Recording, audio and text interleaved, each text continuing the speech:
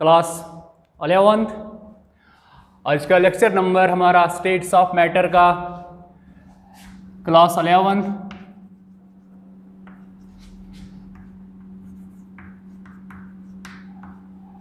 आज का हमारा लेक्चर नंबर 11।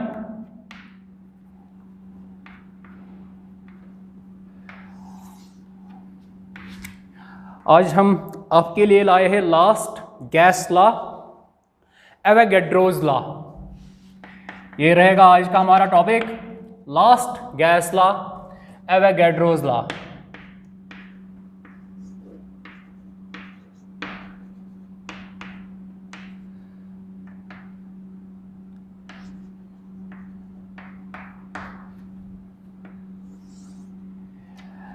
इससे पहले हमने बॉयलर्स लॉ को भी कंप्लीट किया था, चार्ल्स लॉ को भी कंप्लीट किया था, गै-लुसाक्स लॉ को भी कंप्लीट किया था एंड फाइनली हमने इक्वेशन ऑफ स्टेट को भी कंप्लीट किया था लास्ट लेक्चर में। तो आज के लेक्चर में हम लास्ट गैस लॉ, जिसका नंबर 4 है, fourth gas law, Avogadro's law, इसको आज कंप्लीट कर लेंगे इस वीडियो लेक्चर में। चलो स्टार्ट कर लेते हैं एवोगैड्रोज लॉ से। एक बार हमने डिस्कस किया था बेसिक कंसेप्ट्स ऑफ केमिस्ट्री में, जो आपका पहला यूनिट है केमिस्ट्री का क्लास 11th का, वहाँ पे हमने ये डिस्कस किया था एवोगैड्रोज लॉ में। जब हमने लॉज ऑफ केमिकल कॉम्बिनेशंस पढ़ाए थे, जो 5 लॉज, उसके बाद हमने एवोगैड्रोज लॉ को भी डिस्कस किया था।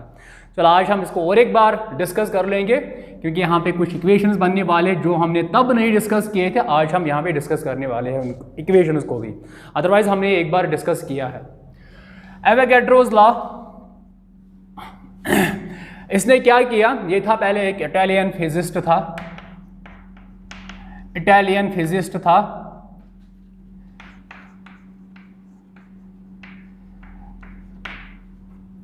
अगर स्पेलिंग मिस्टेक हो तो प्लीज आप इग्नोर कर लेना। इटालियन फिजिस्ट, इसने 1811 में इस लॉ को दिया था, अपने ही नाम पे इसका नाम पड़ा बाद में, एवोगैड्रोज लॉ। इस 1811 में इसने क्या किया, गैस लॉज के बाद, जो इससे पहले जो 3 लॉज आए थे, बाद में आया ये 4th लॉ। इसने क्या किया, इसने वॉल्यूम ऑफ गैस को, समझ लेना, वॉल्यूम ऑफ गैस, एवोगैड्रो साहब ने किया क्या, वॉल्यूम ऑफ गैस को इसने रिलेट किया नंबर ऑफ मॉलिक्यूल्स के साथ। ये है सिंपल फंडा इसका। क्या किया इसने, वॉल्यूम ऑफ गैस को इसने रिलेट किया number of molecules of gas के साथ, number of molecules of gas. ये है सिंपली लॉ। बट कंडीशन यहां पे, जिस तरह बॉयलर्स लॉ में कंडीशन थी वो कांस्टेंट टेम्परेचर पे था, उसके बाद चार्ल्स लॉ की कंडीशन क्या थी, कांस्टेंट प्रेशर पे, उसके बाद गै-लुसाक्स लॉ में कंडीशन क्या थी, कांस्टेंट वॉल्यूम पे। अब ये जो एवोगैड्रोज लॉ है, इसमें 2 कांस्टेंट्स हैं। वॉल्यूम ऑफ गैस को इसने रिलेट किया number of molecules of gas के साथ एट कंडीशन, ये है कंडीशन इस लॉ के लिए, ये है eight constant pressure and temperature. ये है सिंपल लॉ, सब कुछ यही पे है, ये फंडा है इसका लॉ का। क्या किया इसने, वॉल्यूम ऑफ गैस को इसने रिलेट किया नंबर ऑफ मॉलिक्यूल्स के साथ eight constant pressure and temperature. ये है कंडीशन। अब इसका स्टेटमेंट क्या है वो मैं लिखने जा रहा हूं बोर्ड पे, ये आप नोट कर लो। इसका स्टेटमेंट क्या है, एवोगैड्रोज लॉ का सिंपल स्टेटमेंट है इसका,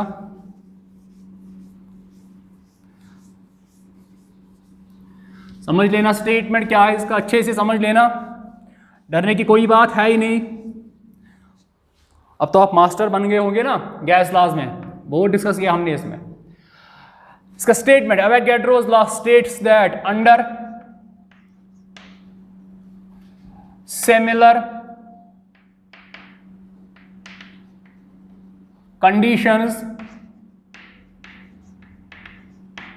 ये हमने एक बार किया है। Under similar conditions of pressure and temperature equal volumes of all gases contain equal number of molecules, equal number of molecules। ये है इसका सिंपल स्टेटमेंट। क्या? Similar conditions of pressure and temperature, मतलब इन दो को आपको कांस्टेंट रखना है, P एंड T को, इन दो को कांस्टेंट कर लो, फिक्स कर लो इन दो वेरिएबल्स को, दो पैरामीटर्स प्रेशर एंड टेम्परेचर, इन दो को जब आप फिक्स कर लोगे उसके बाद इसने क्या देखा? Equal volumes of all gases contain equal number of molecules. यह है इसकी जनरलाइजेशन एवोगैड्रोस लॉ की। मतलब जब आप किसी भी गैस का, या अगर आपके पास सपोज ऐसे 10 गैस है, उन 10 गैसेस का आपने हर एक गैस का प्रेशर और टेम्परेचर सेम रखा, उसके बाद अगर आप उन गैसों का जो आपके पास अवेलेबल है, से सपोज 10 गैस थे, अगर 10 गैसों का टेम्परेचर और प्रेशर सेम है, मतलब अगर सपोज हर एक गैस का प्रेशर 2 atm है और हर एक 1 atm सपोज, और हर एक गैस का pressure 25 degree centigrade room temperature की बात मैं कर रहा हूं, तो इसको अगर मैंने सपोज किया ये है 1 atm, यहां पे लिख रहा हूं 10 गैसेस, समझ लेना मेरे पास ये है 10 गैसेस, हर एक गैस का प्रेशर मैं कंसिडर कर रहा हूं 1 atm और हर एक गैस का मैं टेम्परेचर कंसिडर कर रहा हूं 25 डिग्री सेंटीग्रेड। सही है ना? मतलब जिस गैस पे, जिस इस कंडीशन पे हर एक गैस है, हर एक गैस का प्रेशर 1 atm मैंने फिक्स किया और हर एक गैस का मैंने टेम्परेचर फिक्स किया 25 डिग्री सेंटीग्रेड। वही हुआ, मतलब इसका मतलब अब ये दोनों हर एक गैस के लिए कांस्टेंट बन गए। जो फर्स्ट गैस के लिए प्रेशर है वही सेकंड के लिए, थर्ड के लिए, अप टू 10th। इसी तरह जो फर्स्ट गैस के लिए टेम्परेचर है 25 डिग्री सेंटीग्रेड, वो हर एक गैस का 25 डिग्री सेंटीग्रेड है। जब मैंने ये किया हर एक गैस के लिए, इसका मतलब ये सब के लिए अब कांस्टेंट बन गया, दोनों अब कांस्टेंट फिक्स हो गए। उसके बाद इसने क्या देखा? अगर आप समझ लेना, अगर आप 10 गैसेस है आपके पास, 10 गैसेस, अगर आप उनका इक्वल वॉल्यूम्स ले रहे हो, इक्वल वॉल्यूम्स क्या ले रहे हो? से सपोज आपने हर एक गैस का 1 लीटर लिया, हर एक गैस का 1 लीटर लिया। जो 10 गैसेस है वो डिफरेंट है, हर एक डिफरेंट गैसेस है, डिफरेंट गैसेस। और आपने क्या किया? हर एक गैस का प्रेशर आपने 1 atm रखा और हर एक गैस का टेम्परेचर आपने 25 डिग्री सेंटीग्रेड रखा। उसके बाद अगर आप उन गैसों का इक्वल वॉल्यूम ले रहे हो, से सपोज मैंने कंसिडर किया 1 लीटर, हर एक गैस का 1 लीटर है, तो उनमें क्या होगा? नंबर ऑफ मॉलिक्यूल्स बराबर होंगे, नंबर ऑफ मॉलिक्यूल्स बराबर होंगे irrespective of their nature. Important, irrespective of their nature, ये मैं समझाने जा रहा हूं। इर्रेस्पेक्टिव ऑफ देयर नेचर, ये इंपॉर्टेंट है, समझ लो इसका मतलब क्या है। फिर से और एक बार मैं रिपीट करने जा रहा हूं ये चीजें।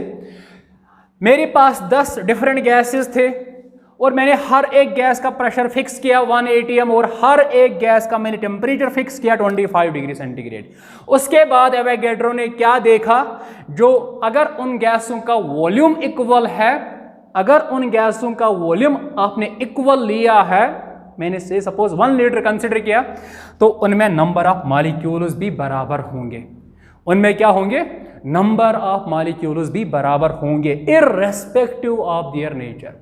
मतलब वो नेचर पे डिपेंड नहीं करता। 10 गैसेस थे डिफरेंट, एक था हाइड्रोजन, ऐसे समझो, एक था हाइड्रोजन, दूसरा था हीलियम, तीसरा था ऑक्सीजन, इसी तरह नाइट्रोजन, क्लोरीन, फ्लोरीन, ये गैसेस थे आपके पास।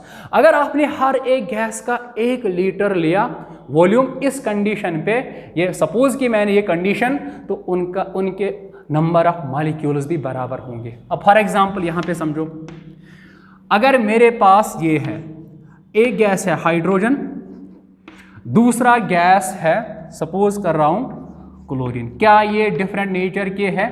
हाँ, ऑब्वियसली ये हाइड्रोजन है, ये क्लोरीन है, दो डिफरेंट गैसेस है, दो डिफरेंट नेचर्स पे होंगे। अगर इसका प्रेशर मैं मान रहा हूं P और इसका टेम्परेचर मैं T मान रहा हूं, और इसका भी वही प्रेशर और टेम्परेचर भी, मतलब जो प्रेशर इस गैस का है वही प्रेशर इस गैस का भी है, जो टेम्परेचर इस गैस का है वही टेम्परेचर इस गैस का भी है, क्लोरीन। अब उसके बाद अगर इन दो गैसों का वॉल्यूम बराबर है, ऐसे वॉल्यूम ऑफ अगर H2 अगर बराबर है वॉल्यूम ऑफ Cl2, इन दो गैसों का अगर वॉल्यूम बराबर है तो इनमें नंबर ऑफ मॉलिक्यूल्स भी बराबर होंगे। अब आया समझ? इनमें क्या होंगे, नंबर, ऐसे number of molecules of H2 बराबर होंगे number of molecules of Cl2। ये है एवोगैड्रोस लॉ। मैंने दो गैसेस कंसिडर किए, एक मैंने हाइड्रोजन लिया, दूसरा मैंने क्लोरीन लिया, दो डिफरेंट नेचर के। जो इसका मैंने प्रेशर टेम्परेचर रखा वही इसका भी प्रेशर टेम्परेचर रखा। तो अगर मैंने इनका इक्वल वॉल्यूम लिया, अगर इसके 10 लीटर मैंने लिए और इसके भी 10 लीटर अगर मैंने लिए, उनमें नंबर ऑफ मॉलिक्यूल्स भी बराबर होंगे। वही मैंने कहा irrespective of their nature. Nature से कोई मतलब है ही नहीं, नेचर गैस का क्या हो, बट अगर ऐसे समझो, रियल एग्जांपल यही मिलेगी। ये रूम जहां पे मैं पढ़ा रहा हूं, ये लेक्चर डिलीवर कर रहा हूं, इस रूम में टेम्परेचर 25 डिग्री सेंटीग्रेड कंसिडर करो रूम टेम्परेचर। इस रूम का जो प्रेशर है वो से सपोज 1 atm है। मतलब जहां पर मैं हूं यही, यहां पर भी प्रेशर वही होगा और साथ में टेम्परेचर भी वही होगा। अब अगर मैं वहां जाऊं, कहीं पर भी जाऊं इस रूम में, तो वही कंडीशंस मिलेंगे। यहां पर जो प्रेशर है वो वहां पर भी हो सकता है, वहां पर भी हो सकता है, बीच में भी हो सकता है, कोने में भी हो सकता है। वही कंडीशन टेम्परेचर के साथ भी होगी। अगर अब मैं इस कमरे में 3 गैसेस डाल रहा हूं, इस कमरे में 3 chlorine, suppose chlorine, fluorine and hydrogen या ऑक्सीजन, ये 3 गैसेस इस कमरे में है। अगर इस क्लोरीन गैस का मैं इस कमरे में 1 लीटर ले रहा हूं और इसी में इसका भी 1 लीटर और इसका भी 1 लीटर, एक ही कमरे में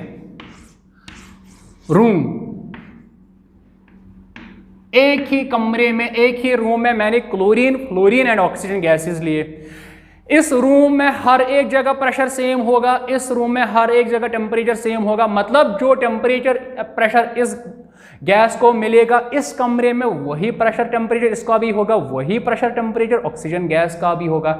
अब अगर मैंने बाद में इनका वॉल्यूम सेम लिया, 1 लीटर इसका भी 1 लीटर, इसका भी 1 लीटर, तो एक ही कमरे में है, प्रेशर टेम्परेचर सेम है तीनों गैसों के लिए और साथ में वॉल्यूम भी बराबर है, तो इनके नंबर ऑफ मॉलिक्यूल्स बराबर होंगे। ऐसे number of molecules of chlorine किसके बराबर होंगे, number of molecules of chlorine किसके बराबर होंगे, number of molecules of oxygen. ये है एवोगैड्रोस लॉ।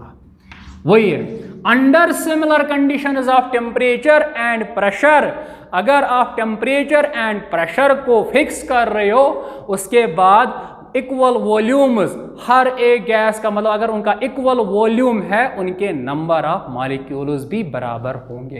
यही है, equal volumes of all gases gases लिखना यहां पे, gases contain equal number of molecules.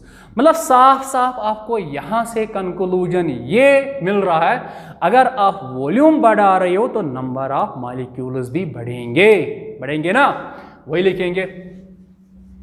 Statements, इस जनरलाइजेशन से आपको यही तो समझ आया होगा। वॉल्यूम अगर आप बढ़ाओगे तो नंबर ऑफ मॉलिक्यूल्स भी इंक्रीज होंगे।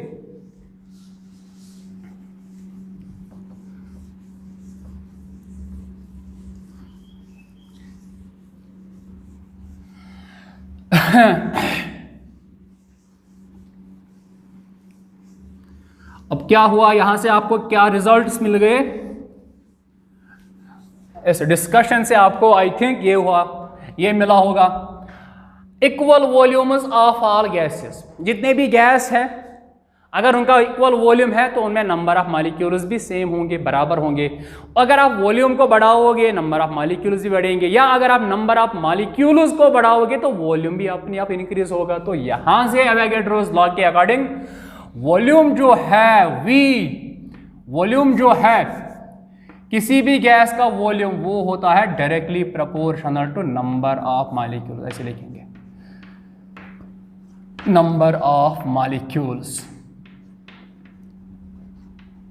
ये है Avogadro's law. Volume of gas is directly proportional to number of molecules. V directly proportional to number of molecules को मैं n से रिप्रेजेंट कर रहा हूं, कैपिटल N से। कंडीशन है आपके पास एट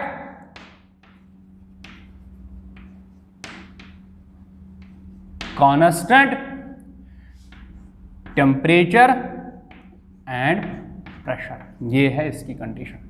तो इस कंडीशन पे टेम्परेचर और प्रेशर को कांस्टेंट रखने के बाद वॉल्यूम जो गैस का होता है वो उसके नंबर ऑफ मॉलिक्यूल्स के प्रोपोर्शनल होता है। वॉल्यूम आप इंक्रीज कर लो, नंबर ऑफ मॉलिक्यूल्स भी इंक्रीज होंगे, या नंबर ऑफ मॉलिक्यूल्स आप इंक्रीज कर लो गैस के, उसका वॉल्यूम भी इंक्रीज होगा।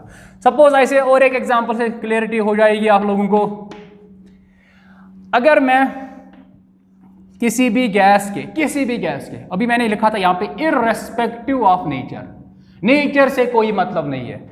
अगर मैं 22.4 लीटर्स ले रहा हूं किसी भी गैस के, ऑफ एनी गैस,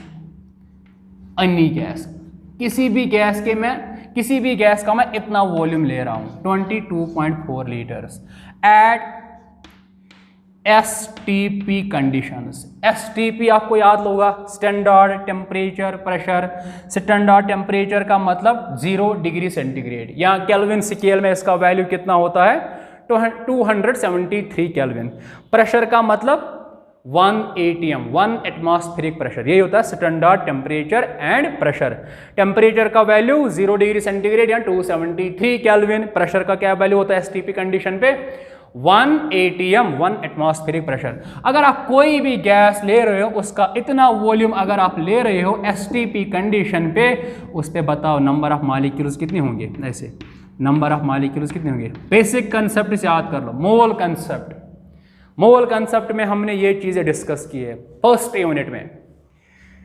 इतना वॉल्यूम किसी भी गैस के ले रहे हो, इस कंडीशन पे बताओ इसमें कितने मॉलिक्यूल्स होंगे। याद होगा आपको 6.02 × 10⁻23 molecules, Avogadro number of particles के बराबर, इसलिए तो नाम है एवोगैड्रोस लॉ। इतने पार्टिकल्स होंगे, है ना, जिसको हमने रिप्रेजेंट किया था Na से, एवोगैड्रो नंबर। अब समझो, ऐसे समझ लेना, यहां पे और क्लियरिटी हो जाएगी। अगर मेरे पास क्लोरीन गैस है और साथ में मेरे पास है ये सपोज ऑक्सीजन गैस, ये दो गैसेस मेरे पास हैं। अगर इसका मैं ले रहा हूं 22.4 लीटर, इसका भी मैं अगर इतना ही वॉल्यूम ले रहा हूं 22.4 लीटर। अब दोनों गैसों को रख रहा हूं इस कंडीशन पे, STP कंडीशंस। इस कंडीशन में मतलब जो इसका मैंने प्रेशर टेम्परेचर रखा वही इसका भी प्रेशर टेम्परेचर रखा, दोनों को सेम कंडीशंस पे ले रहा हूं, आइडेंटिकल कंडीशंस पे। अब क्या होगा, एवोगैड्रोस लॉ के अकॉर्डिंग जितने नंबर ऑफ मॉलिक्यूल्स इसके होंगे उतने ही ऑक्सीजन गैस के होंगे। तो आपने बेसिक कंसेप्ट्स में जब हमने मोल कंसेप्ट डिस्कस किया था वहां पे मैंने आपको बोला था at STP volume of gas is equal to किसके बराबर था? 22.4 लीटर्स। यही था ना, एसटीपी कंडीशन पे volume of gas equal to 22.4 litres, वही बराबर होता था उसके 1 मोल के बराबर होता था ना। अब 1 मोल में आप लोगों को याद होगा 1 मोल में कितने पार्टिकल्स होते हैं? 6.023 into 10 to the power 23 particles, molecules. यहाँ पे पार्टिकल क्या है? मॉलिक्यूल। तो अगर आप एसटीपी पे ले रहे हो कोई भी गैस, अगर आप उसका इतना वॉल्यूम ले रहे हो, वो उसका 1 मोल होगा, उसके इतने पार्टिकल्स होंगे, जिसको मैंने तब रिप्रेजेंट किया था Na से, एवोगैड्रो नंबर। अब सेम फंडा यहां पे अप्लाई कर लो, देख लो रिजल्ट्स क्या आएंगे। क्लोरीन गैस आपके पास है, दूसरा है ऑक्सीजन गैस, ये भी एसटीपी कंडीशन पे, ये भी एसटीपी कंडीशन पे। इसका 22.4 लीटर मैंने वॉल्यूम लिया, इसका भी 22.4 लीटर वॉल्यूम लिया। अब इसके नंबर ऑफ मॉलिक्यूल्स कितने होंगे? कितने होंगे? कमान, इसके इतने नंबर ऑफ मॉलिक्यूल्स होंगे। और सेम केस किसका होगा? ऑक्सीजन का भी इतने ही मॉलिक्यूल्स होंगे। तो क्या मैं ऐसे लिखूं फिर इसके molecules? Number of molecules of chlorine equal to number of molecules of oxygen equal to किसके बराबर होंगे? Na के बराबर, एवोगैड्रो नंबर ऑफ पार्टिकल। यही तो है एवोगैड्रोस लॉ, यही तो है ना Avogadro's law. Under similar conditions of temperature pressure, जो टेम्परेचर प्रेशर इसका है वही टेम्परेचर प्रेशर इसका भी है, और वॉल्यूम आपने इक्वल लिया। अगर वॉल्यूम इक्वल है तो equal volumes of all gases contain equal number of molecules. तो जितने मॉलिक्यूल्स क्लोरीन गैस के होंगे उतने ही मॉलिक्यूल्स ऑक्सीजन गैस के होंगे। वो तो इसका A 22.4 represents 22.4 litre represents 1 mole. 1 mole में कितने पार्टिकल्स होती है? 6.023 into 10 to the power 23 Avogadro number of particles. Particle यहां पे क्या है? Chlorine molecule and oxygen molecule. तो दोनों में कितने पार्टिकल्स होंगे? इसके इतने पार्टिकल्स होंगे या इसके इतने मॉलिक्यूल्स, और सेम केस ऑक्सीजन के भी इतने ही मॉलिक्यूल्स होंगे इस कंडीशन पे। सही है ना? अब तो समझ आया है, सिंपल इतना किया मैंने इसको। वही लिखा मैंने, इररेस्पेक्टिव ऑफ नेचर, यहां पे और ऐड कर लो, irrespective of nature. Irrespective of nature, nature कुछ भी हो, नेचर से कोई मतलब नहीं है, नेचर से कोई मतलब नहीं है। नेचर गैस का क्या हो, अगर 2 डिफरेंट गैसेस है उनका ऑब्वियसली नेचर डिफरेंट होगा। अगर आप उनको same temperature pressure same condition पे ले रहे हो, और उनका अगर आप बाद में अगर आप उनका इक्वल वॉल्यूम कंसिडर करें तो उनमें इक्वल नंबर ऑफ मॉलिक्यूल्स भी होंगे। इररेस्पेक्टिव ऑफ नेचर, नेचर से कोई मतलब नहीं है। अब यहां देखिए आप,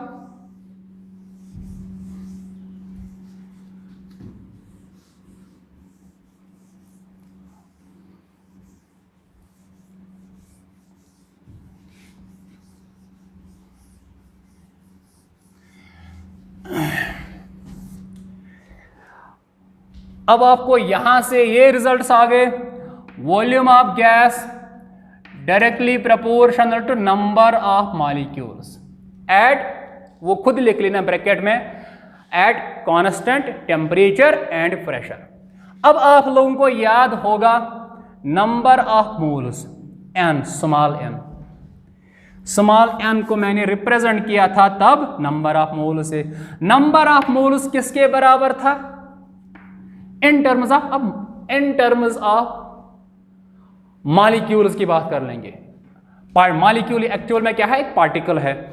नंबर ऑफ मोल्स खुद किसके बराबर था? नंबर ऑफ मॉलिक्यूल्स, याद कर लो mole concept, number of molecules upon, शाबाश, Avogadro number of particles, Avogadro number, हाँ एवोगैड्रो नंबर, यही था ना। अब पार्टिकल यहां पे मॉलिक्यूल है जिसको मैंने तब रिप्रेजेंट किया था इस तरीके से, आप लोगों को याद आएगा फिर, given particles upon Avogadro number, यही था ना, यही थी equation, given particles upon Avogadro number.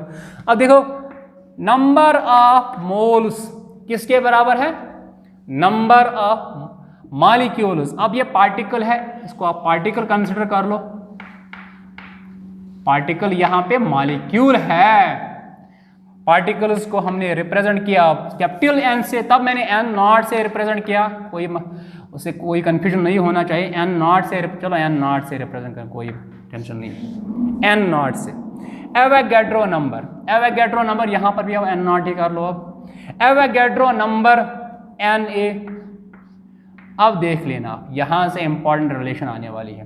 क्या ये एन नॉट, इसका हमेशा वैल्यू कितना होता है, हमेशा इसका value 6.023 into 10 to the power 23, इसका हमेशा यही तो वैल्यू होगा ना, तो मतलब हमेशा इसका एक ही वैल्यू है, तो ये तो कांस्टेंट है, फिर है क्या कांस्टेंट, कांस्टेंट, इसका मतलब ये कांस्टेंट है, तो दैट मीन्स जो नंबर ऑफ मोल्स है वो डायरेक्टली प्रोपोर्शनल टू किसके, नंबर ऑफ पार्टिकल्स, लिख सकते हैं ना, तो क्या लिख सकते हैं इसे, number of moles directly proportional to number of particles, क्या लिख सकते हैं इसे, हाँ ऑब्वियसली लिख सकते हैं, कॉमन सेंस भी है।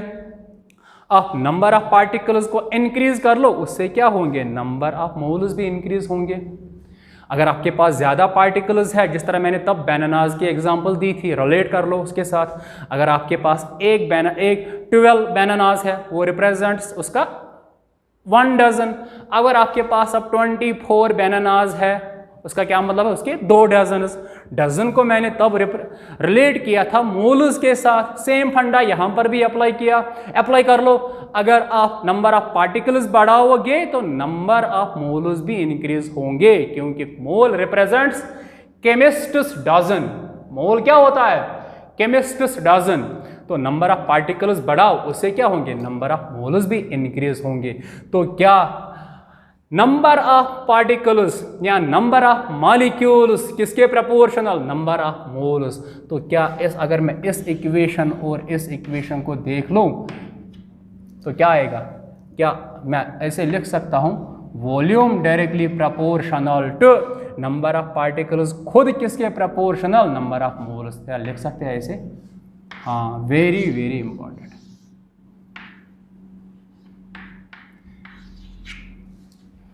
Volume directly proportional to number of moles, सही है ना, एट हाँ कांस्टेंट प्रेशर एंड टेम्परेचर, ये कांस्टेंट टेम्परेचर एंड प्रेशर पे वॉल्यूम ऑफ गैस किसके प्रोपोर्शनल, नंबर ऑफ मोल्स। तो यहाँ से आप खुद भी एक स्टेटमेंट लिख सकते हो, मैं नहीं लिख रहा हूँ, आप खुद लिखें, बट फिर भी आपको बोल रहा हूँ, under similar conditions of pressure and temperature equal volumes of all gases contain equal number of small n, का मतलब नंबर ऑफ मोल्स। और एक बार रिपीट करने जा रहा हूँ, under similar conditions of pressure and temperature equal volumes of all gases contain equal number of moles. वही तो है ना, उसका भी वही मतलब है, नंबर ऑफ मोल्स जितने ज्यादा होंगे उतने नंबर ऑफ पार्टिकल्स भी ज्यादा होंगे, मतलब नंबर ऑफ मॉलिक्यूल्स भी उतने ज्यादा हुई होंगे ना, शाबाश, चलो ठीक है।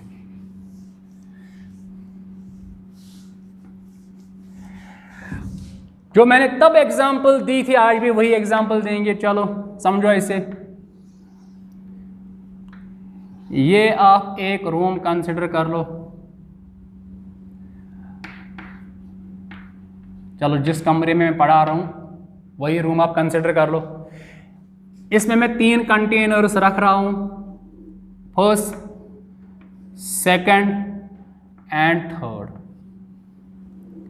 जो मैंने तब एग्जांपल दी थी बेसिक कंसेप्ट्स में, वही एग्जांपल फिर से दे रहा हूं। एक ही रूम में मैंने 3 कंटेनर्स रखे, सही है, फर्स्ट, सेकंड एंड थर्ड, ये 3 कंटेनर्स। इसमें मैं रख रहा हूं, चलो कोई भी गैस, गैस 1, इसमें गैस सेकंड और इसमें गैस थर्ड, कोई भी गैस, सपोज हाइड्रोजन, ऑक्सीजन है, नाइट्रोजन यहां पे। अब देखो, अगर रूम है, रूम का मतलब जो टेम्परेचर, प्रेशर इस कंटेनर को मिलेगा जिसमें मैंने थर्ड गैस इंसर्ट किया, वही कंडीशंस इसको भी होंगे और वही प्रेशर, टेम्परेचर इस गैस को भी होगी, फर्स्ट गैस को। अब अगर मैं इसका यहां पे सपोज 100 ml ले रहा हूं वॉल्यूम, 100 ml, इसका भी 100 ml, समझ लेना अच्छे से, इसका भी 100 ml, ये वॉल्यूम। आप मुझे बताइए, एक ही रूम में 3 डिफरेंट कंटेनर्स, 3 में मैंने 3 गैसेस इंसर्ट किए, सही है, और हर एक कंटेनर का वॉल्यूम मैंने 100 ml फिक्स किया, तो मतलब वॉल्यूम ऑफ फर्स्ट कंटेनर, इसका मतलब ये जो वॉल्यूम है ये तो गैस का वॉल्यूम बन गया, क्योंकि ये तो स्पेस अवेलेबल है, ये तो फिर से अवेलेबल स्पेस है, इस स्पेस में गैस इजीली मूव कर सकता है। तो जो वॉल्यूम गैस फर्स्ट को मिल रहा है वही वॉल्यूम गैस सेकंड का है, वही वॉल्यूम गैस थर्ड का है। आप मुझे बताइए इसमें क्या, इनमें नंबर ऑफ मोल्स सेम होंगे? वही तो लिखा था यहाँ पे, equal volumes of all gases. अब 3 डिफरेंट गैसेस है, contain equal number of moles eight constant temperature and pressure.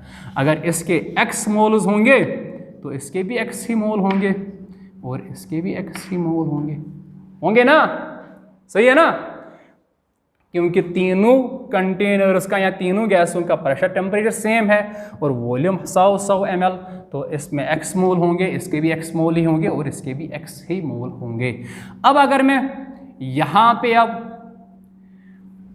समझो बात को, अगर मैं यहाँ पे अब 200 ml ले रहा हूँ, इसका 300, इसका वही रख रहा हूँ 100 ml, तो बताइए मोल्स का क्या होगा? 100 पे इसके x थे, इसके भी x, इसके भी x। अब 100 पे अगर x है तो 200 पे क्या होंगे? इस कंडीशन पे इस पे क्या हो, अगर इस पे x है मोल्स, 200, 100 पे x, 100 पे x, 200 पे क्या होंगे? इसके 2x, 100 पे x, 300 पे क्या होंगे? तो ये हो गए इनके मोल्स, नंबर ऑफ मोल्स। वही तो हुआ, volume directly proportional to number of moles under similar conditions of temperature and pressure. चलो इसको नोट कर लो एग्जाम्पल को। अब हम इसका कुछ मैथमेटिकल पार्ट डिस्कस करने जा रहे हैं।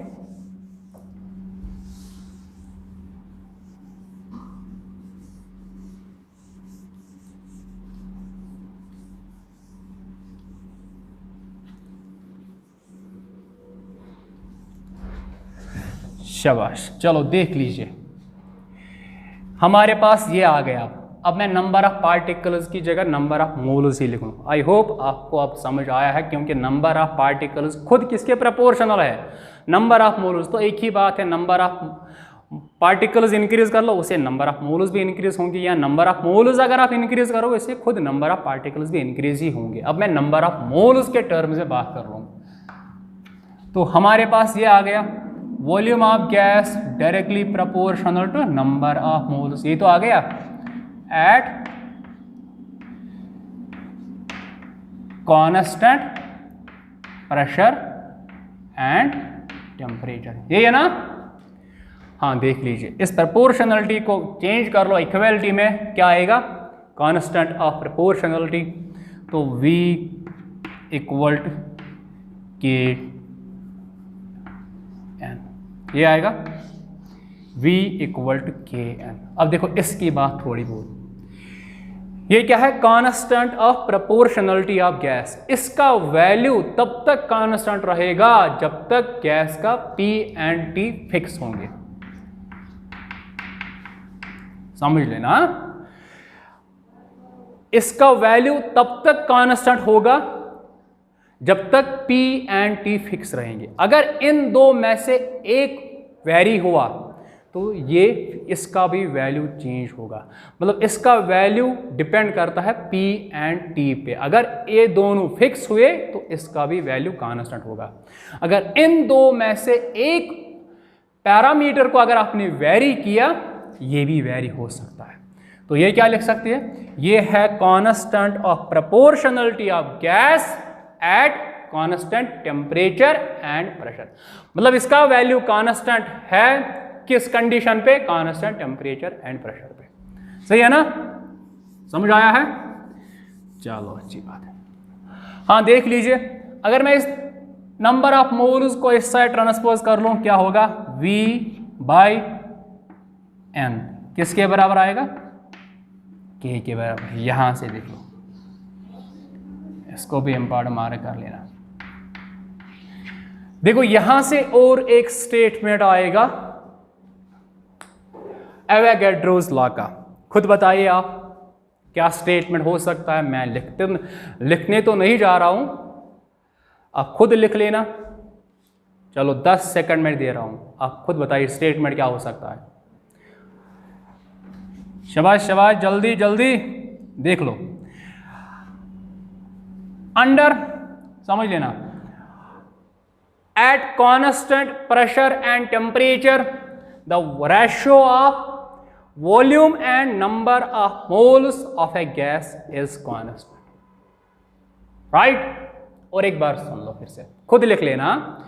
Eight constant pressure, Avogadro's law states that at constant pressure and temperature the ratio of volume and number of moles of a gas is constant। खुद लिख लेना, हाँ खुद लिख लेना ये चीजें। चलो देख लीजिए,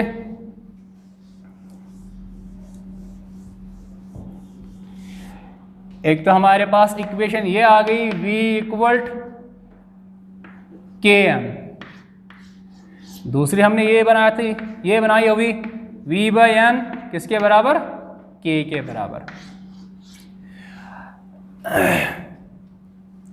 यहां से आओ, इस इक्वेशन को देख लो अच्छे से।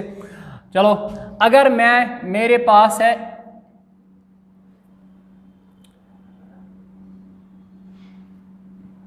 एक गैस है मेरे पास, अब मैं उसको वही जिस तरह हमने प्रीवियस क्लास में किया है, दो डिफरेंट कंडीशंस पे ले रहा हूं।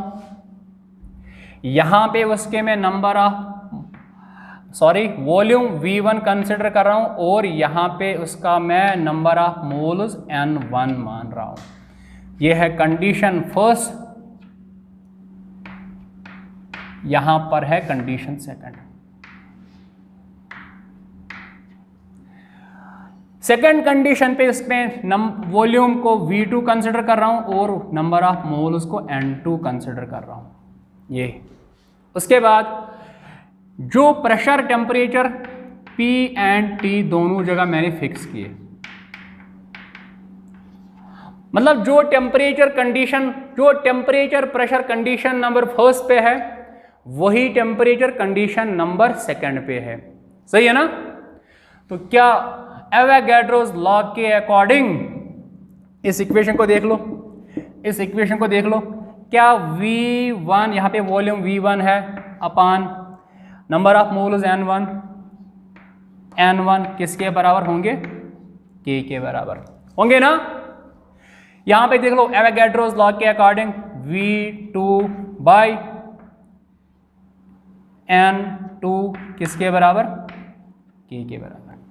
सही। अब यहां पे मैंने K1, यहां पे मैंने K2 क्यों नहीं लिया, क्योंकि अभी बोला था मैंने 2-3 मिनट पहले, इसका वैल्यू तब तक कांस्टेंट रहेगा जब तक प्रेशर टेम्परेचर कांस्टेंट होंगे। जो प्रेशर टेम्परेचर यहां पर है वही प्रेशर टेम्परेचर कंडीशन सेकंड पे है, तो K का वैल्यू कांस्टेंट तो होगा ही। तो यहां पे इसलिए मैंने K1 नहीं लिया और यहां पे K2 नहीं, क्योंकि ये K डिपेंड करता है किसके, प्रेशर और टेम्परेचर पे। तो इसको आप इक्वेशन नंबर फर्स्ट कंसिडर कर लो, इक्वेशन नंबर सेकंड कर लो। Consider from first and second क्या आएगा, फ्रॉम फर्स्ट एंड सेकंड, और एच दोनों का सेम है तो क्या आएगा, V1/N1 किसके बराबर, V2/N2। ये न्यूमेरिकल्स में काम आएगी ये equation. V1/N1 equal to V2/N2, V1/N1 equal to V2/N2। इसको आप और एक वे में रख सकते हो, ऐसे समझो, V1 इसकी जगह इसके नीचे ले रहा हूं ये V2 इक्वल टू, अब N1 यहां जाएगा N1/N2, ये भी है यही, इसका भी सेम मतलब है। इसको भी बोलते हैं एवोगैड्रोस इक्वेशन, इसको भी बोलेंगे एवोगैड्रोस इक्वेशन। यहां ऐसे V1 into N2, V1 N2 किसके बराबर, V2/N1, यहाँ ऐसे N1 V2। ये न्यूमेरिकल्स में काम आएंगे, आपको तब आना चाहिए। इसको भी हम एवोगैड्रोस इक्वेशन ही बोलेंगे, इसको भी वही और इसको भी, एक ही मतलब है। यहाँ देखो ना, सीधी सी बात है, V1 यहाँ देखो, V1 directly proportional to N1, volume directly proportional to number of moles, volume directly proportional to number of moles. यहाँ देखो V1 directly proportional to N1, V2 directly proportional to N2। तो ये न्यूमेरिकल्स में ये equations काम आएंगे, इनको आप नोट कर लो, वीडियो को पॉज कर लो एक बार और नोट करते रहना। अब थोड़ा आगे मूव ऑन कर लेंगे।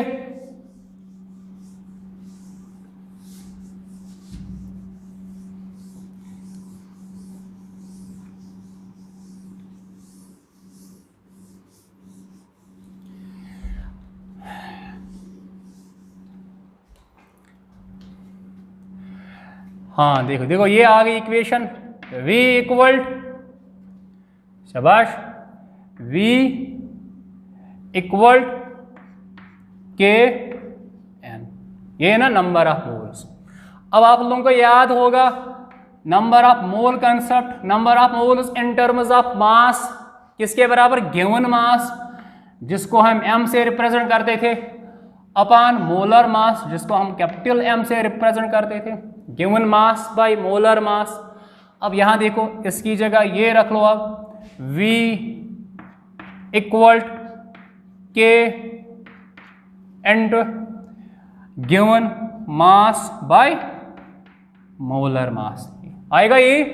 अब इस मोलर मास को उठाओ यहां पे रख लो और इसको उठाओ यहां पे रख लो, क्या आएगा, molar mass equal constant of proportionality of gas, सब हो रहा है किस पे, eight constant temperature and pressure, ये कंडीशन है। M का क्या मतलब है, इसको ऐसे ही रखना है, बाय V, यही तो है, खाली मैंने इंटरचेंज किया, M को ये इस साइड लिया और V को इस साइड ट्रांसपोज किया, क्या आएगा,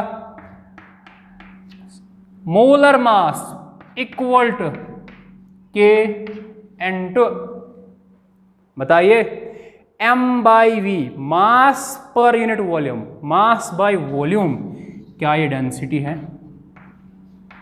क्या ये डेंसिटी है, हाँ है, क्लास 9th में आपने इसी की इक्वेशन, मास पर यूनिट वॉल्यूम किसके बराबर, डेंसिटी के बराबर। तो मैं क्या यहाँ पे डेंसिटी लिखूं, इसको भी आप इम्पॉर्टेंट मार्क कर लेना, समझो बात को। इसका मतलब जो मोलर मास गैस का होता है वो directly proportional to density, result तो यही आया, molar mass is directly proportional to density. Gas का जो मोलर मास होता है वो उसके डेंसिटी के प्रोपोर्शनल है। डेंसिटी आप इंक्रीज कर लो, डेंसिटी इंक्रीज कर लो, मोलर मास इंक्रीज होगा, या मोलर मास इंक्रीज कर लो, डेंसिटी इंक्रीज होगी। अब इस इक्वेशन को देखो, M capital M represents molar mass. अगर मैं डेंसिटी को इस साइड ट्रांसपोज करूँ डिवाइड में जाएगी, किसके बराबर? क्या आप खुद लिख सकते हो यहाँ पे और एक स्टेटमेंट एवोगैड्रोस लॉ का? बहुत सारे स्टेटमेंट्स में दे रहा हूँ, ये स्टेटमेंट्स आपको बुक में नहीं मिलेंगे एज सच। ये कंडीशन है कांस्टेंट प्रेशर एंड टेम्परेचर। अब स्टेटमेंट खुद लिख लो, क्या लिखोगे? Eight constant pressure and temperature the ratio of molar mass and density of A gas is constant. और एक बार मैं रिपीट करने जा रहा हूं, eight constant pressure and temperature of A gas the ratio of molar mass and density is constant. सही है? चलो ठीक है, ये था इसका मैथमेटिकल पार्ट। चलो ये मैं साइड में सारे इक्वेशंस लिख रहा हूं। एक हमारे पास इक्वेशन ये आ गई, V इक्वल टू KN, ये है ना। दूसरी इक्वेशन क्या आ गई? यहां से आया था इसे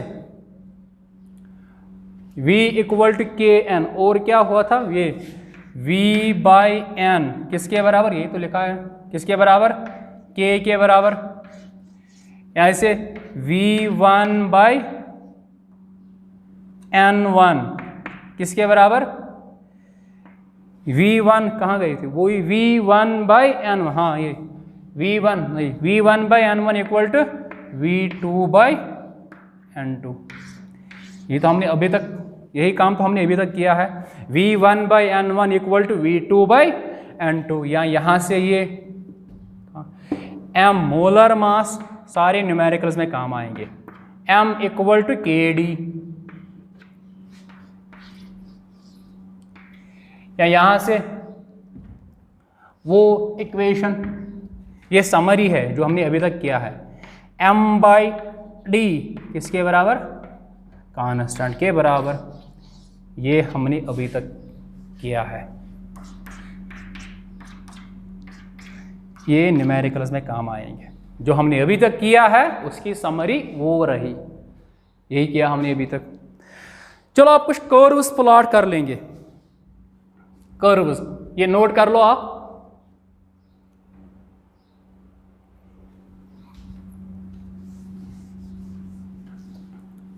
अब कुछ कर्व्स प्लॉट कर लेंगे इसके।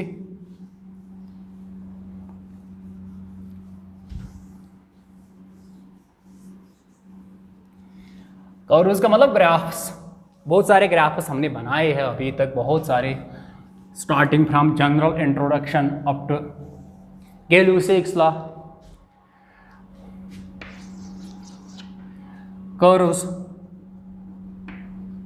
ग्राफ्स बोलो, एक ही मतलब है। देख लीजिए इसके अकॉर्डिंग, यहां ले रहा हूं ऐसे,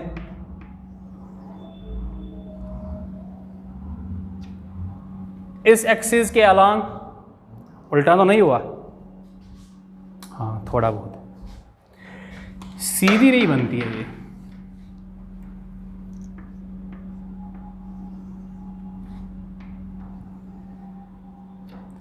इस एक्सिस के अलोंग मैं ऐसे ले रहा हूं V वॉल्यूम, इस एक्सिस के अलोंग N एयर, नंबर ऑफ मोल्स। यहां देखो V directly proportional to N, V directly proportional to N, direct relation plus क्या है 0, तो ग्राफ क्या आएगा? Straight line passing through origin, curve ये आएगी। अब मुझे आपको वो सब खुद लिख लेना। इसका स्लोप क्या है इसका? K के बराबर है। क्या वो पॉजिटिव है कि नेगेटिव? खुद डिसाइड कर लो। पॉजिटिव है, यहाँ देखो ना ऊपर की तरफ, और ये एक्यूट, सही है। अगर मैं वैसे कर लूं,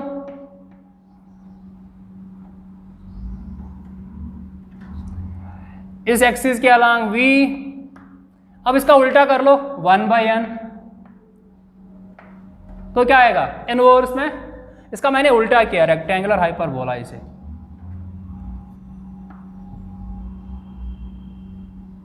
रेक्टेंगुलर हाइपरबोला करो, इसका भी वही मतलब है। और एक कर्व प्लॉट कर लेंगे।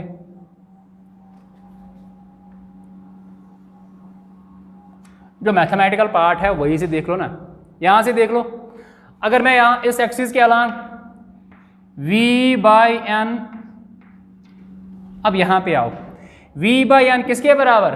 कांस्टेंट के बराबर। ये दिखाई दे रहा है, v/n किसके बराबर? कांस्टेंट के बराबर। तो मतलब अगर आप वॉल्यूम को इंक्रीज करोगे इस रेशो पे कोई चेंज नहीं होगी, अगर आप नंबर ऑफ मोल्स को इंक्रीज करोगे या डिक्रीज करोगे तो ये रेशो फिक्स रहेगा, कांस्टेंट ही रहेगा। यहां से आप वॉल्यूम लो तो क्या आएगी? करो, 1000 बार बोला है, ये बढ़ाओ बट ये रेशो चेंज नहीं होगा। इस कंडीशन में स्ट्रेट लाइन पैरेलल टू, अब यहां पे क्या है? Volume axis. वॉल्यूम एक्सिस, इसका इंटरसेप्ट क्या होगा? 0 से स्टार्ट हुआ। इसका स्लोप क्या है? स्लोप इसका, हाँ 0। पैरेलल की केस में स्लोप 0 होता है। सेम अगर ऐसे कर लेंगे, अब इस एक्सिस के अलांग फिर से v/n, अब इसकी जगह आप नंबर ऑफ मोल्स, फिर भी वही आएगी, कंडीशन तो वही है। नंबर ऑफ मोल्स आप चेंज कर लो बट वॉल्यूम और नंबर ऑफ मोल्स का जो रेशो है वो तो कांस्टेंट होगा। फिर से वही स्ट्रेट लाइन पैरेलल टू, अब नंबर ऑफ मोल्स एक्सिस की।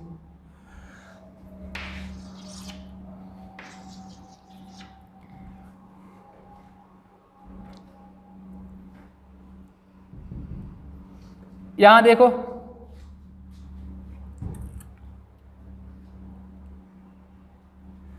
ये और एक करो, मुझे बताइए ग्राफ।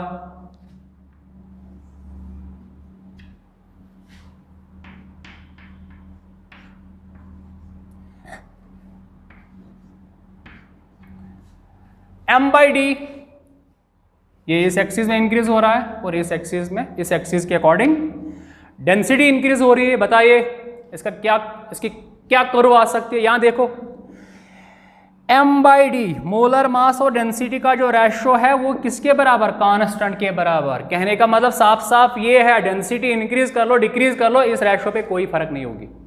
फिर से वही, इसका उल्टा कर लो वैसे, इस एक्सिस के अलांग फिर से वही m/d, अब इस एक्सिस के अलांग मोलर मास लो, करो तो वही आएगी, straight line parallel to molar mass axis. सही है? आई होप इसमें आपको कोई डिफिकल्टी नहीं होगी समझने में, क्योंकि हमने अभी तक बहुत सारे कर्व्स प्लॉट किए हैं। चलो और एक कर्व प्लॉट कर लेंगे, या ये चीजें आप नोट कर लेना वीडियो को पॉज करके। सिंपल है, सिंपल।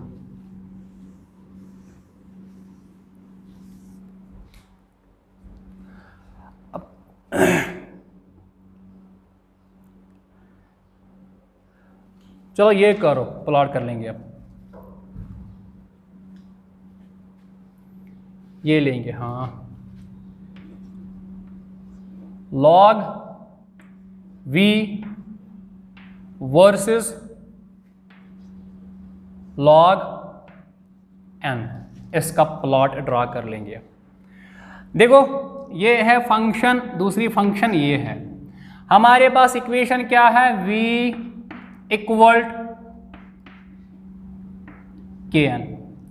एक फंक्शन है v, दूसरी फंक्शन है n, सॉरी एक फंक्शन है log v, दूसरी फंक्शन क्या है? log n। बट इस इक्वेशन के अकॉर्डिंग v एंड n, तो इसका मतलब अगर मैं इस इक्वेशन को दोनों साइड log ले लूं तो ये बनेगी log v, ये बनेगी log n।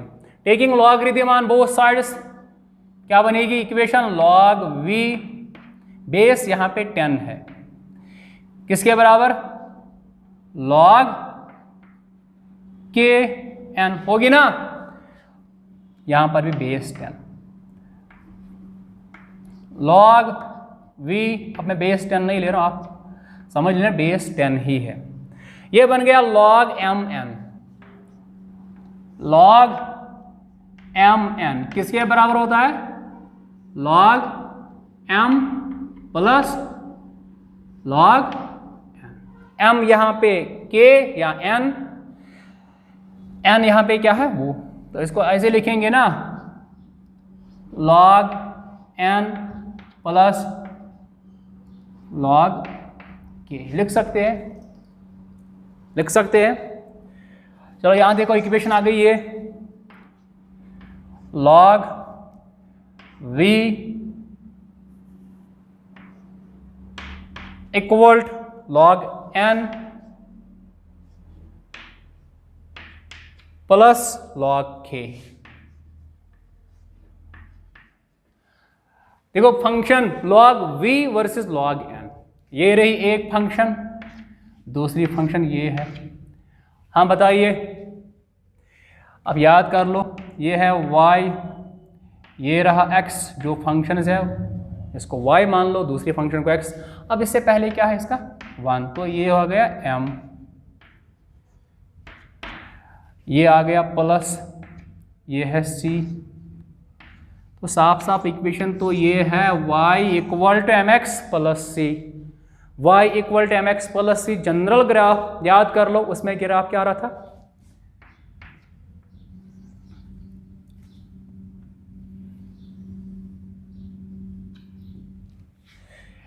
log v इस एक्सिस के अलॉन्ग, हॉरिजॉन्टल एक्सिस के अलॉन्ग log n लेंगे, तो इसकी क्या कर्व आ रही थी, linear graph, straight line, but उसका इंटरसेप्ट है कुछ जो कि log k के बराबर, तो ऐसी कर्व यही थी ना, ये है इसकी कर्व। यहाँ देख लो आप, यहाँ पे एंगल प्लॉट ऐसे लाइन ड्रा कर लो, तो ये थीटा चेक कर लो, ये 45 होगा, 45 डिग्री। ये रहा इसका इंटरसेप्ट, यहाँ से यहाँ तक इसका इंटरसेप्ट किसके बराबर हो, c खुद किसके बराबर, log k। तो यहाँ से यहाँ तक log k है। तो इसका स्लोप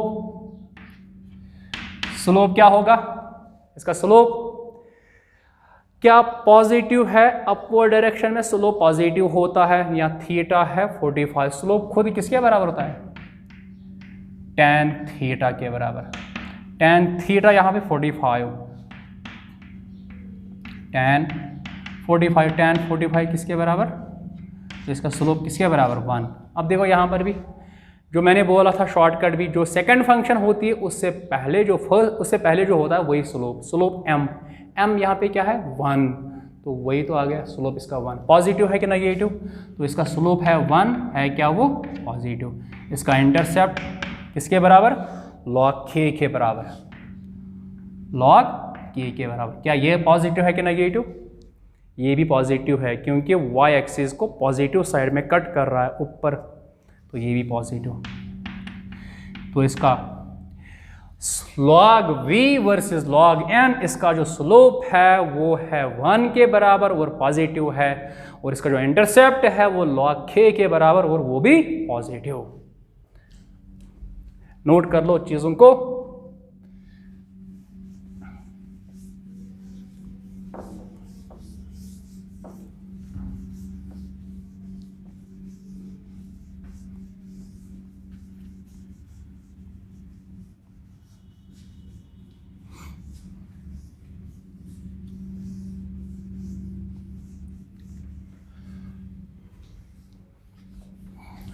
चलो मैं आपके लिए क्वेश्चन दे रहा हूं, ये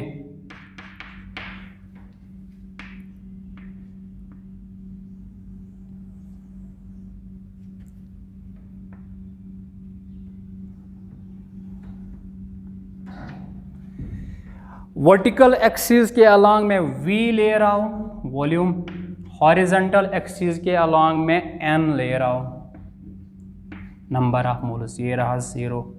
आपने देखा होगा अभी v वर्सेस n क्या ग्राफ आ रहा था, स्ट्रेट लाइन। अब मैं ऐसे 3 कर्व्स, एक ही गैस के 3 डिफरेंट कर्व्स, यहाँ पे इसका प्रेशर मैं कंसिडर कर रहा हूँ P1, इस कर्व पे प्रेशर P2, इस कर्व पे प्रेशर P3। एक ही गैस के अगर मैं इनको एक्स्ट्रा पुलार करूँ तो 0 पे मीट हो गया ऐसे, क्योंकि straight line passing through origin. ये तो ना v वर्सेस n का ग्राफ ऑरिजिन से स्टार्ट होंगे। ये एक ही गैस के 3 different curves at 3 different pressures. आपका क्वेश्चन मुझे मेरा ये है, आपसे मेरा ये क्वेश्चन है, आप प्रेशर्स का ऑर्डर बताइए। चलो मैं सॉल्व करने जा रहा हूँ। हमने ये ग्राफ्स बहुत सारे सॉल्व अभी तक किए हैं। देखो हमारे पास इक्वेशन ये है V इक्वल KN, है ना, एवोगैड्रोस लॉ के अकॉर्डिंग ये इक्वेशन है। अब आपके पास फेमस इक्वेशन है जो कि हमारा अब नेक्स्ट टॉपिक भी है, आइडियल गैस इक्वेशन, क्योंकि आज तो गैस लॉस खत्म होने वाले हैं। Ideal gas equation PV equal nRT, ये है ना। अब इसकी हेल्प से मैं इसको सॉल्व करने जा रहा हूँ। देख लो क्या आएगा अगर मैं ऐसे वॉल्यूम रखूँ, V equal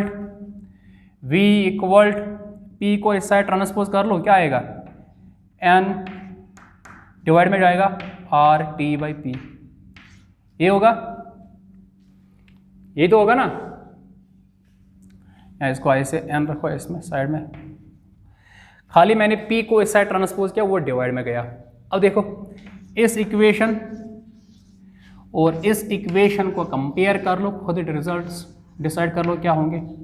V equal to KN, V equal to RT/PN, तो मतलब यहाँ पर भी VN, तो मतलब जो K है वो किसके बराबर है, RT/P। तो K किसके बराबर आएगा, K किसके बराबर आएगा, इन दो को कंपेयर कर लो, K आएगा RT/P। इसका मतलब जो K है हमें प्रेशर डिसाइड करना है। प्रेशर जो है K जो है वो किसके इनवर्सली प्रोपोर्शनल टू प्रेशर, है ना, K inversely proportional to pressure. अब यहाँ देखो K एक्चुअल में क्या है, ये इक्वेशन इस तरह है ना, y equal to mx, m क्या है, स्लोप, तो K क्या है एक्चुअल में, स्लोप। तो जिस कर्व का इनवर्स रिलेशन है, जिस कर्व का स्लोप ज्यादा होगा उसका प्रेशर कम होगा, सही है। जिस कर्व का स्लोप ज्यादा होगा, क्योंकि K रिप्रेजेंट स्लोप, जिस कर्व का स्लोप ज्यादा होगा उसका प्रेशर कम होगा। यहाँ देखो फर्स्ट कर्व जो है उसका स्लोप सबसे ज्यादा, सेकंड कर्व में स्लोप थोड़ा बहुत कम है, थर्ड कर्व में जिसका प्रेशर P3 है उसका स्लोप सबसे कम। तो सबसे कम स्लोप इस कर्व का, तो इसका सबसे ज्यादा प्रेशर होगा। तो ऑर्डर आएगा प्रेशर का P3 greater than P2 greater than P1, ये तो है ऑर्डर।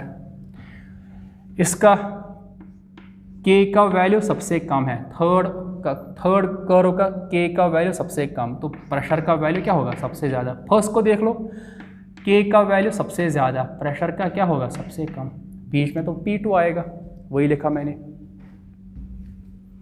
सही है ना। ये नोट कर लो, ये चीज़ें हमने बहुत ग्राफ इस तरह के अभी तक सॉल्व किए हैं।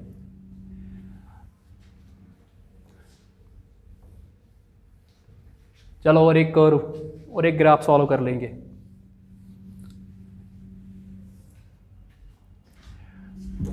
फिर से वही लो ना, इसे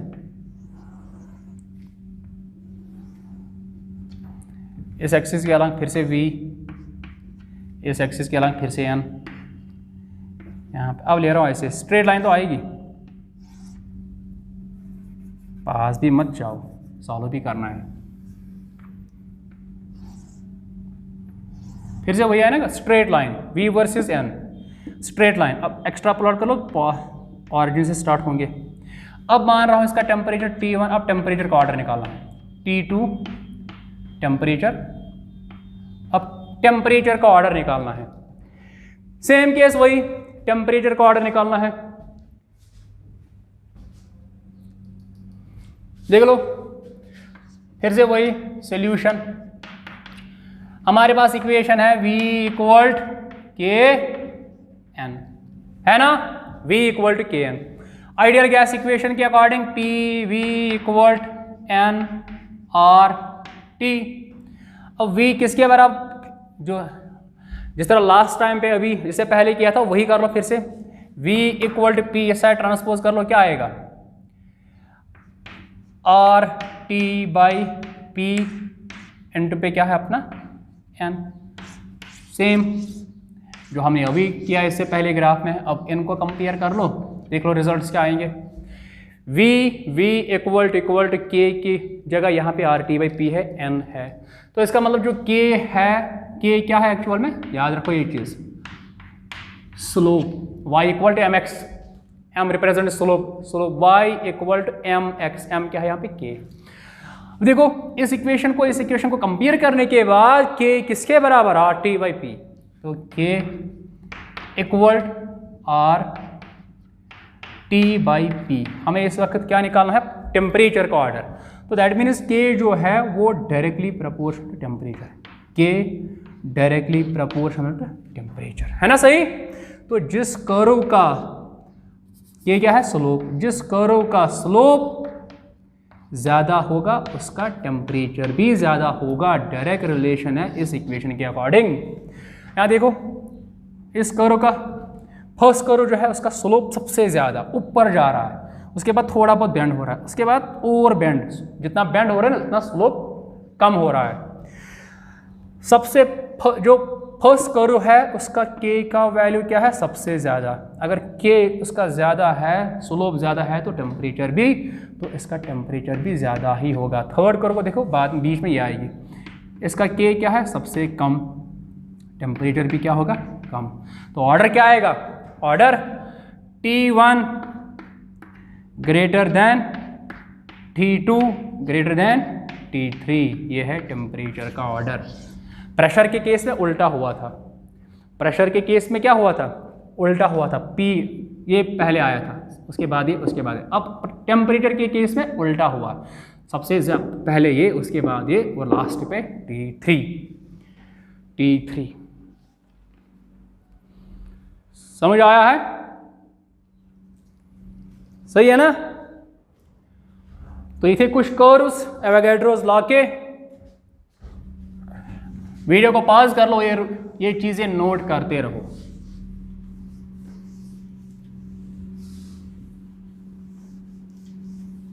अब एक कॉमन सेंस क्वेश्चन, जिस तरह जब मैंने ये एवोगैड्रोस लॉ फर्स्ट यूनिट में बेसिक कंसेप्ट्स ऑफ केमिस्ट्री में पढ़ाया था, तब मैंने एक कॉमन सेंस क्वेश्चन दिया था आप लोगों को। सेम एक कॉमन सेंस क्वेश्चन कर लेंगे आप, जिस तरह फर्स्ट यूनिट में किया था। सपोज कर लो मेरे पास एक कंटेनर है, इसमें मैंने लिए सपोज 32 ग्राम ऑक्सीजन के। क्वेश्चन ये है, कॉमन सेंस क्वेश्चन, दिमाग लड़ाओ और आंसर बताइए। और दूसरा कंटेनर ये रहा, इस पे मैं ले रहा हूं 2 ग्राम हाइड्रोजन के, इसमें 32 ऑक्सीजन गैस ग्राम, इसमें 2 ग्राम हाइड्रोजन गैस के ले रहा हूं। इसका मैं मान रहा हूं प्रेशर इस कंटेनर का 1 atm, और इसका मैं कंसिडर कर रहा हूं टेम्परेचर जो है वो है 25 डिग्री सेंटीग्रेड। सेम इसका भी, इसका मैं प्रेशर कंसिडर कर रहा हूं 1 atm, इसका भी वही, और इसका टेम्परेचर भी मैं ले रहा हूं 25 डिग्री सेंटीग्रेड। सही है, समझ आ रहा है। मैंने 2 कंटेनर्स कंसिडर किए, एक कंटेनर में मैंने 32 ग्राम ऑक्सीजन रखे, दूसरे कंटेनर में 2 ग्राम हाइड्रोजन गैस रखा, और फर्स्ट कंटेनर का प्रेशर ये और टेम्परेचर ये, सेकंड कंटेनर का भी वही प्रेशर टेम्परेचर है। अब मेरा आपसे, हालांकि हमने एक बार ये क्वेश्चन किया है, मेरा क्वेश्चन आपसे ये है, volume of O2 equal volume of H2, क्या ये है सही। B, volume of O2 is greater than volume of H2, दिखाई दे रहा है। C, volume of O2 less than volume of H2। मेरा क्वेश्चन आपसे ये है, क्या एवोगैड्रोस लॉ अप्लाई हो सकता है? ऑब्वियसली, प्रेशर टेम्परेचर तो सेम है, pressure temperature same, pressure temperature किस में कांस्टेंट होती थी, एवोगैड्रोस लॉ में ही। तो इसको क्या कर लेंगे, एवोगैड्रोस लॉ के according volume directly proportional to number of moles. देखो मेरे पास मास है, मास गैस का, इसका भी मास, मैं मास को कन्वर्ट कर सकता हूँ नंबर ऑफ मोल्स में, है ना। अगर इनका नंबर ऑफ मोल्स का रेशो सेम है तो वॉल्यूम का भी रेशो सेम होगा, या अगर इसका जिसका नंबर ऑफ मोल्स ज़्यादा होंगे उसका वॉल्यूम ज़्यादा होगा, या जिसके नंबर ऑफ मोल्स कम होंगे उसका वॉल्यूम भी कम होगा। अगर नंबर ऑफ मोल्स दोनों में सेम आ रहे हैं तो उनका वॉल्यूम भी बराबर हो सकता है। वही तो ऑप्शन है ना, बराबर, ग्रेटर देन या लेस देन। तो कैसे सॉल्व कर लेंगे, मैं मोल्स का रेशो निकालने जा रहा हूँ। अगर नंबर ऑफ मोल्स बराबर है तो वॉल्यूम भी बराबर होगा। अगर नंबर ऑफ मोल्स, जिस गैस के नंबर ऑफ मोल्स ज़्यादा होंगे उसका वॉल्यूम भी ज़्यादा होगी, जिस गैस के नंबर ऑफ मोल्स कम होंगे उसका वॉल्यूम भी कम होगा। As per Avogadro's law, volume directly proportional to number of moles. क्योंकि मुझे जो दिया हुआ है वो है मास, मास को मैं कन्वर्ट कर सकता हूँ नंबर ऑफ मोल्स में। चलो पहले इसके नंबर ऑफ मोल्स देंगे ऐसे, number of moles of O2 किसके बराबर, given mass by molar mass. Given mass कितना है 32। ऑक्सीजन का मोलर मास कितना है, वो भी 32 ही है। अब ये भी समझाना है क्या, नहीं, सिंपल है 1। तो क्या आ गया, number of moles of O2 कितने आ गए 1। अब इसी तरह इसके नंबर ऑफ मोल्स निकालो, number of moles of H2 किसके बराबर, गिवन मास कितना है 2 ग्राम अपॉन हाइड्रोजन H2 गैस का मोलर मास कितना, वो भी 2 ही है। कट, तो क्या आ गया, number of moles of H2 वो भी कितने हैं, देखो इसके भी नंबर ऑफ मोल्स, इसके नंबर ऑफ मोल्स आ गए, तो इसके नंबर ऑफ मोल्स 1 है, नंबर ऑफ मोल्स क्या है 1, तो यहाँ पे आ गए ना, since number of moles of O2 किसके बराबर है, number of moles of H2, number of moles of H2। अगर नंबर ऑफ मोल्स बराबर है तो वॉल्यूम भी क्या होगा, बराबर। अंडर, वही तो है स्टेटमेंट, तो वही है, under similar conditions of temperature pressure, वही तो है, इक्वल मोल्स।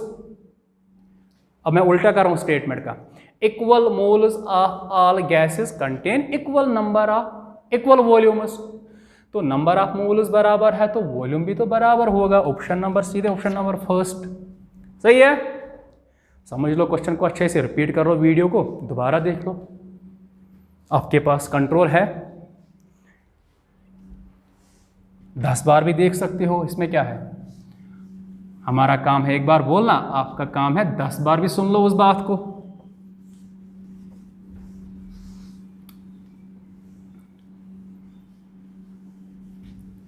चलो अब एक नीट का क्वेश्चन कर दे, नीट 2014 का क्वेश्चन है ये रही नीट की बुक, आपके पास होनी चाहिए। नीट 2014 का क्वेश्चन, हाँ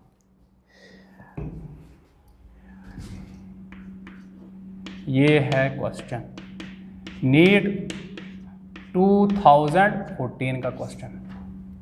क्वेश्चन क्या है वो मैं बोर्ड पे लिखने जा रहा हूं। Equal masses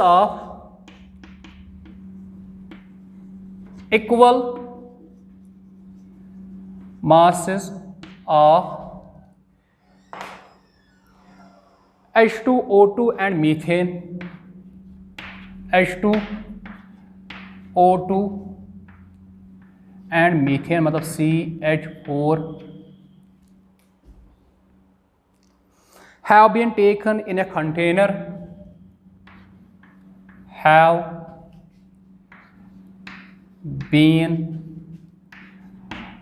taken in a container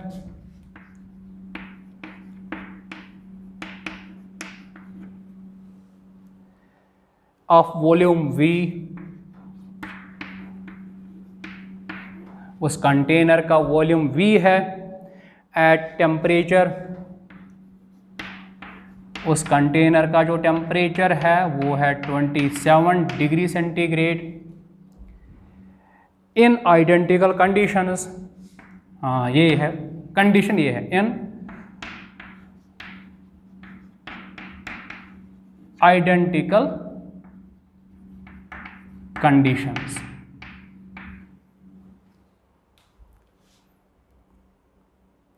The ratio of the volumes of gases आगे क्वेश्चन ये है, द रेशियो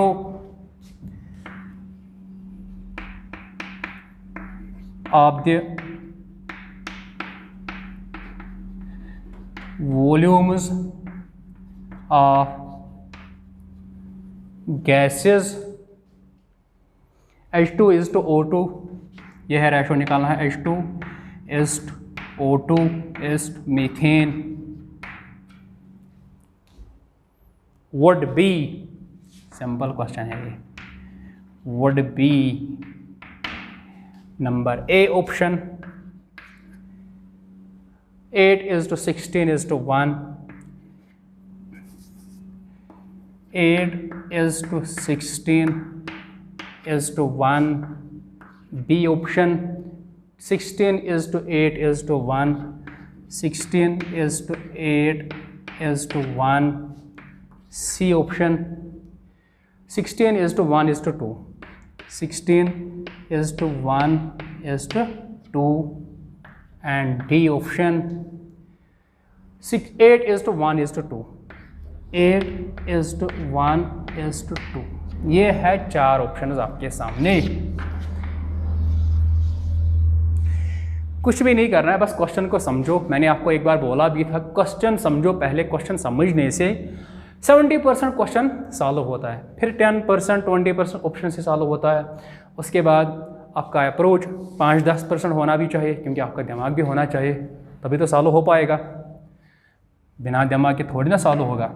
क्या करना है, देखो, इक्वल मासेस, एक ही कंटेनर में 3 गैसेस रखे हैं, हाइड्रोजन, ऑक्सीजन एंड मीथेन, एक कंटेनर में रखे गए जिसका वॉल्यूम V रहा, और कंडीशन ये बोली उसने इक्वल मासेस, मतलब जितना मास आपने इसका रखा उतना ही मास इसने आपने इसका आपको इसका रखना है, और इसका भी उतना ही मास रखना है।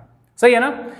एक कंटेनर मैंने लाया, उसमें मैंने सपोज इसके 2 ग्राम, इसके भी 2 ग्राम और इसके भी 2 ग्राम इंसर्ट किए। उस कंटेनर का टेम्परेचर ये रहा इन आइडेंटिकल कंडीशंस का मतलब अब एक ही कंटेनर में रखिए, समझ लो एवोगैड्रोस लॉ यहीं पे अप्लाई होगा। उस कंटेनर का टेम्परेचर कितना है 27 डिग्री सेंटीग्रेड। अगर मैंने एक ही कंटेनर में रखे तो क्या प्रेशर सेम होगा? होगा ना, ऑब्वियसली एक ही कंडीशन है। आइडेंटिकल कंडीशन का मतलब एक ही कंटेनर में रखे तो प्रेशर भी सेम होगा और टेम्परेचर ये रहा। आपसे पूछा गया इन 3 गैसेस का वॉल्यूम का रेशो निकालो। सुन लो कितना इजी है। देखो हमारे पास एवोगैड्रोस लॉ अप्लाई हो सकता है, इजीली हो सकता है, क्योंकि टेम्परेचर भी सेम है और एक ही कंटेनर में रखे गए हो तो वॉल्यूम भी प्रेशर भी तो सेम होगा। तो एवोगैड्रोस लॉ के अकॉर्डिंग V क्या है, directly proportional to number of moles. जो नंबर ऑफ मोल्स का रेशो होगा वही तो वॉल्यूम का रेशो होगा, क्योंकि इनकी आपस में डायरेक्ट रिलेशन है, आपस में इनकी क्या है, डायरेक्ट रिलेशन। तो मेरे पास मास की कंडीशन दी हुई है, समझ लो इक्वल मास, मतलब मास की बात हो रही है, तो मास से मुझे कहीं ना कहीं मास का कहीं ना कहीं इसके साथ कनेक्शन है। किसके साथ? Number of moles.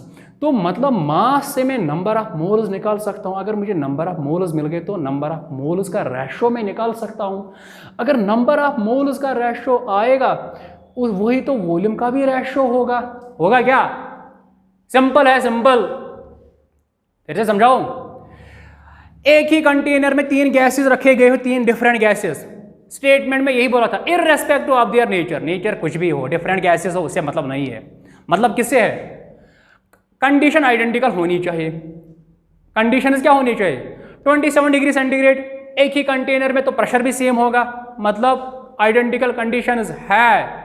तो उसके अकॉर्डिंग एवोगैड्रोस लॉ के according volume directly proportional to number of moles. अब तो हमें वॉल्यूम निकालना है, वॉल्यूम का रेशो निकालना है। कहां से लाएंगे? यहां से ला सकते हैं, ये वे है। क्योंकि मुझे थोड़ा बहुत मास का आइडिया उसने दिया है, इक्वल मासेस, मास की बात की, तो मास का कनेक्शन नंबर ऑफ मोल्स के साथ है। जब मेरा नंबर ऑफ मोल्स आएंगे वहां से मैं रेशो निकाल सकता हूं मोल्स का। जब जो नंबर ऑफ मोल्स का रेशो होगा वही तो वॉल्यूम का रेशो होगा, क्योंकि आपस में डायरेक्ट रिलेशन तो है। अब समझो, सोल्यूशन यहां लिख रहा हूं। कुछ भी नहीं करना है, डरो मत।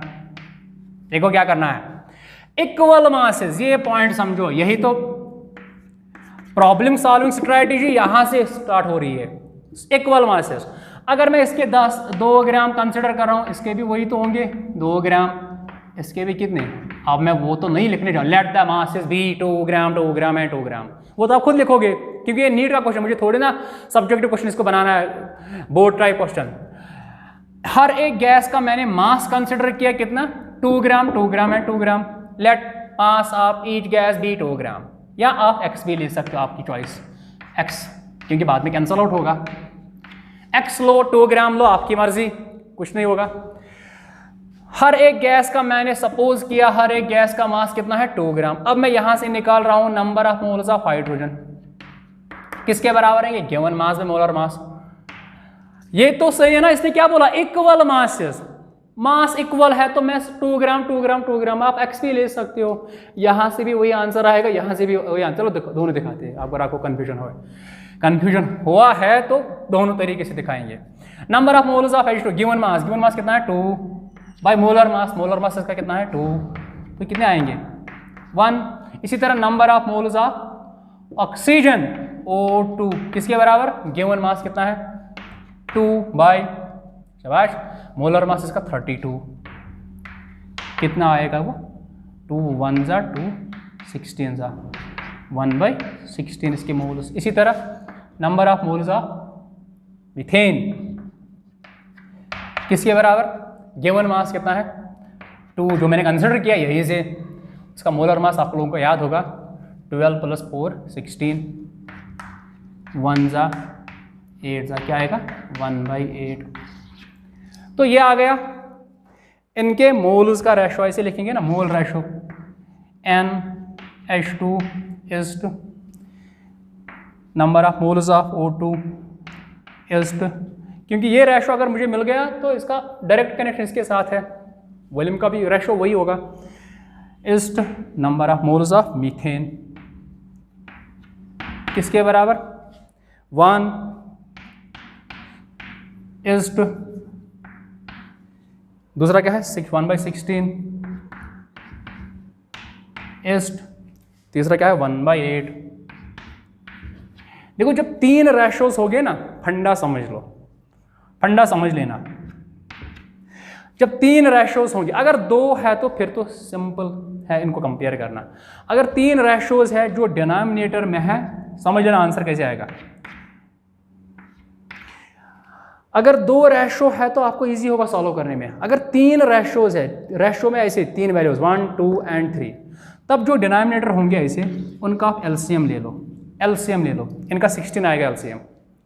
चेक कर लेते हैं, चलो कर लेंगे।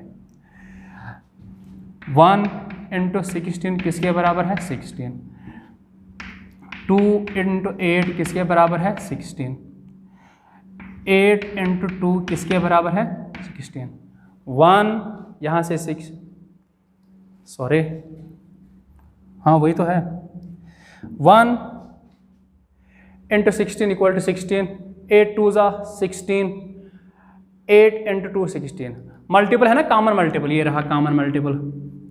16 तो हर एक टेबल में आ रहा है, हर एक टेबल में तो 16 आ रहा है।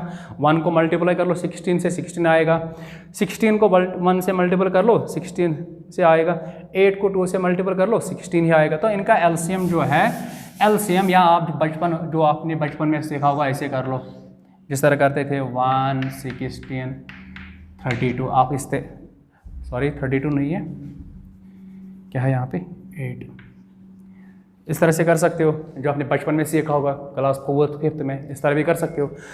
तो मेरा मतलब वो नहीं है एलसीएम सिखाना, मेरा मतलब है इनका एलसीएम ले लो। इनका एलसीएम क्या आएगा 16। अब देखो 1 को क्या मल्टीपल कर लेंगे 16 बन जाएगा 16 ही, ऐसे लिखो 16, इसके बाद इस्ट 16 को क्या मल्टीपल कर लेंगे 16 आएगा 1, 8 को क्या मल्टीपल कर लेंगे 16 आएगा 2। तो ये है रेशो 16:1:2, 16:1:2। तो कौन सी ऑप्शन है, सीधे सी ऑप्शन, क्योंकि ये आ गया volume, sorry number of moles ratio. Number of moles खुद किसके प्रपोर्शनल, तो वॉल्यूम रेशो भी यही आएगा, volume of H2 is to volume of दूसरे नंबर पे क्या है, O2 is to volume of CH4, क्योंकि जो मोल रेशो होगा वही क्या होगा, वॉल्यूम रेशो होगी। अब यहाँ से देख सकते हो, अगर मैंने x कंसिडर किया होता तो यहाँ पे क्या था, सॉरी आप देखो यहाँ पे क्या था, 2 की जगह x, यहाँ पर भी सॉरी यहाँ पर x और यहाँ पर भी x, तो क्या आ गया x/2, x/32, x/16। एंड समझो x/2 is to x/32, x/32 is to x/16। ये तो डिवाइड में है ना, कैंसल आउट होगा x, रेशो का मतलब डिवाइड में, तो कैंसल आउट होगा, फिर से वही आ गया ना, 1/2 इज टू 1/32 इज टू 1/16, एक ही बात है, वही तो आ गया। क्या हुआ इसको, अच्छा 2 है, 2 सॉरी ये है 2, अब मैंने मोल वही आ गया, 1/2 इज टू 1/32 इज टू 1/16, फिर से रिड्यूस होगा ना, तो रेशो तो वही होगा फिर से, तो आप ये कर लो वो कर लो, आंसर तो वही आएगा, 16:1:2। आई होप आपने लेक्चर एंजॉय किया होगा। आज के लेक्चर में इतना ही। अब इसके साथ हमारे गैस लॉस कंप्लीट हुए हैं। अब इसका जो नेक्स्ट लेक्चर आने वाला है उसमें हम एक फेमस इक्वेशन को डिस्कस कर लेंगे, ideal gas equation. Thank you very much.